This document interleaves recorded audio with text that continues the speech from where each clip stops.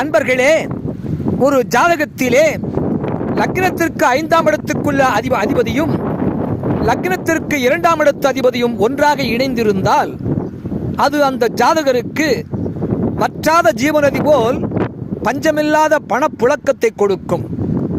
அந்த வகையிலே மிதுன லக்னத்தில் பிறந்த ஒருவருக்கு லக்னத்திற்கு 5ஆம் இடமாகிய துலாத்திற்கு அதிபதியாகிய சுக்கிரனும் லக்னத்திற்கு 2ஆம் இடமாகிய கடகத்திற்கு அதிபதியாகிய சந்திரனும் ஒன்றாக இணைந்து காணப்பட்டால் அது அந்த ஜாதகருக்கு வற்றாத ஜீவநதி போல் எப்போதும் பஞ்சமில்லாத பணப்புழக்கத்தை கொடுக்கும்.